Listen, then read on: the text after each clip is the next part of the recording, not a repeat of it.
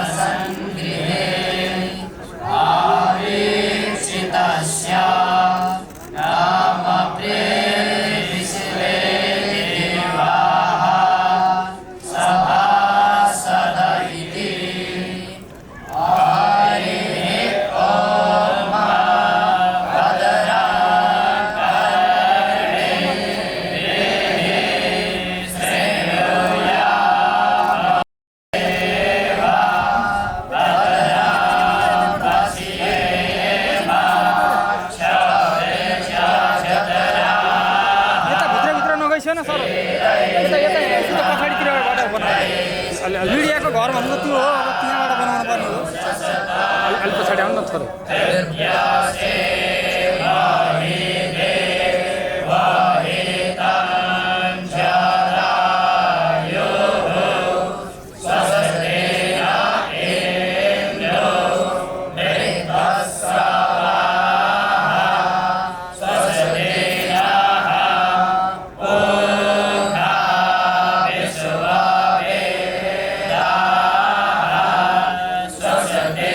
Sata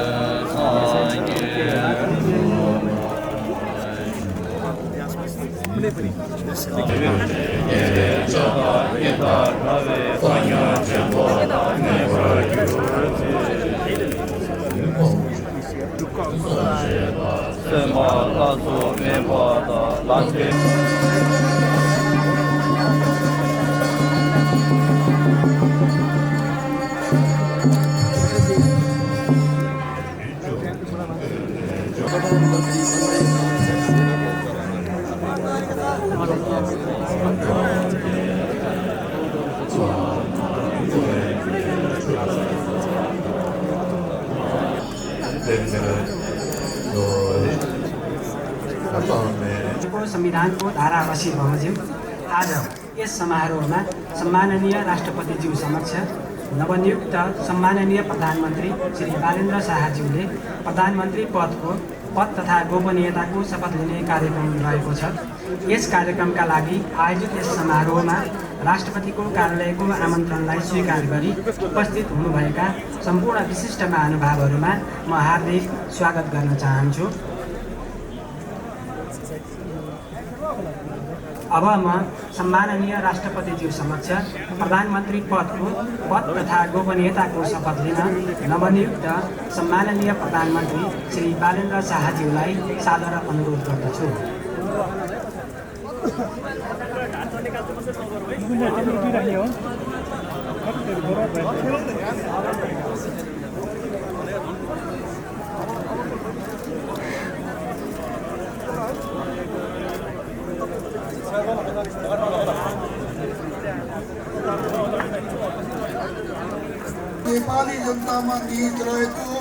Nepali जनतामा निहित रहेको नेपालको संविधानप्रति पूर्ण वफादार रही सत्यनिष्ठापूर्वक प्रतिज्ञा गर्दै ईश्वर देश र जनताको नाममा शपथ लिन्छु कि प्रधानमन्त्री पदको जिम्मेवारी प्रचलित कानुनको पालना गरी मुलुक र जनताको भलो चिताई कसैको डर नमानी पक्षपात नगरी पूर्वाग्रह वा खराब भावना गरी ईमानदारीका साथ गर्नेछु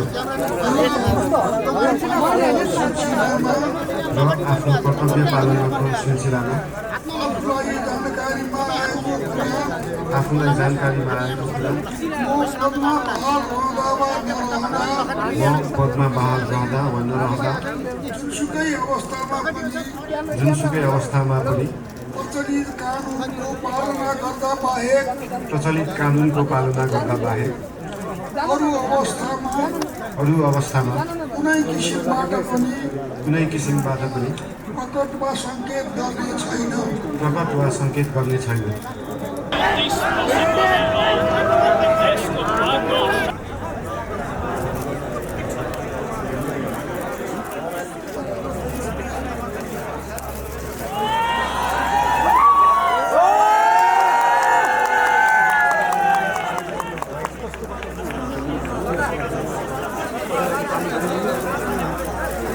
नवनियुक्त सम्माननीय प्रधानमन्त्रीज्यूलाई राष्ट्रपतिको कार्यालयको तर्फबाट हार्दिक बधाई तथा शुभकामना व्यक्त गर्दछौँ।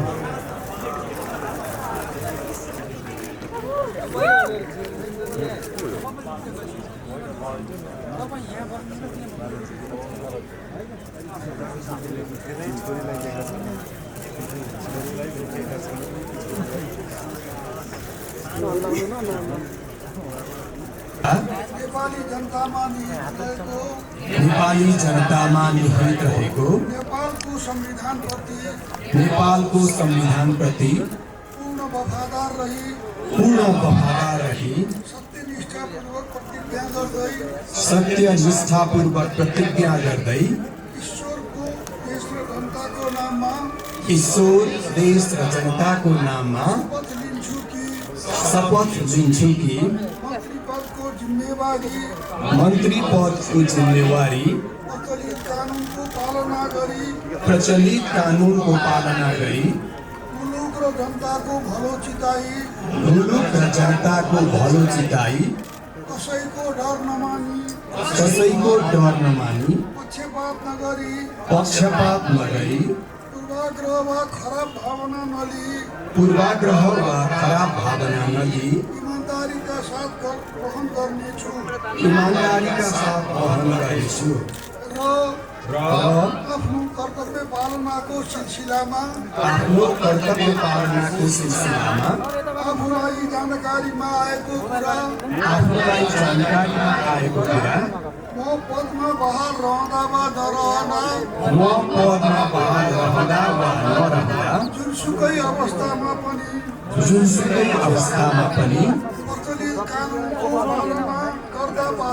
प्रचलित कानुनको पालना गर्दा बाहेक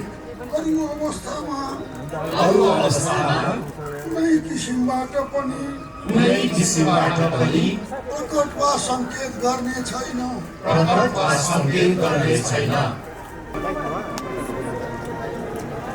राष्ट्रपति रवि लामिछाने र प्रधानमन्त्री बालेन्द्र शाह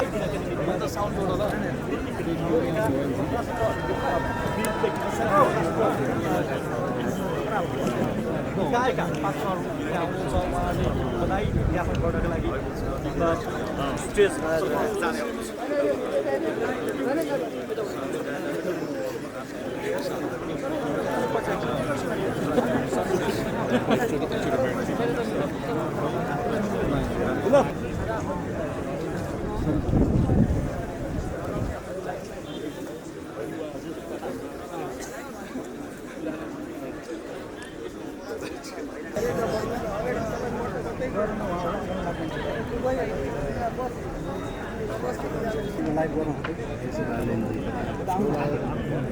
सबैजना मलाई यो लाइनमा बसिरहेको सेकेन्ड वेकको फोनिङ बाउन्ड हो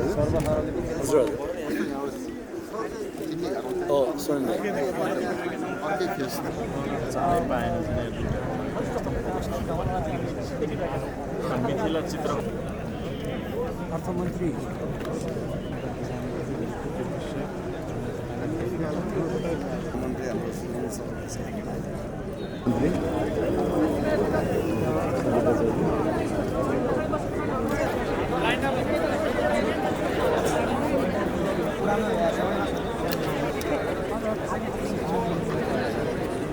हामी सबैजना मिलेर यो देशमा गर्नुपर्छ हामी सबै खुसी छौँ है सिपिजी के भन्छ उहाँलाई शुभकामना व्यक्त गर्छु गृहलाई लिएर कस्तो के छ तपाईँको विशेष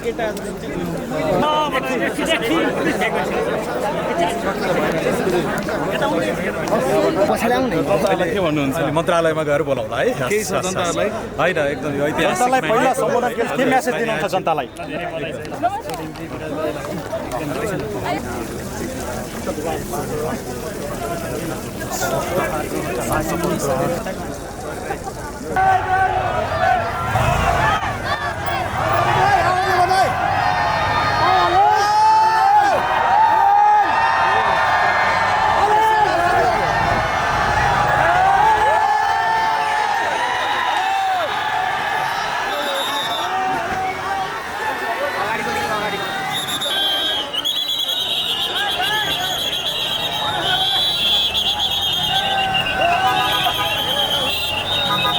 एउटा कुरा के छ भने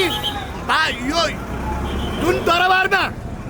राजालाई शिरपेज लगाएर राजदरबार राखु बालेन शाहले सिंह दरबार चलाउनु पर्छ भन्ने हो अब राजा आउँदैछ त अब राजा बिना यो देश बन्ने अवस्थामा छ यति भन्दै यो राष्ट्रको लागि बालेन शाहलाई हामी जति बेला पनि बालेन शाहको कार्यकाल राम्रो मधेसी पहाडी सबैलाई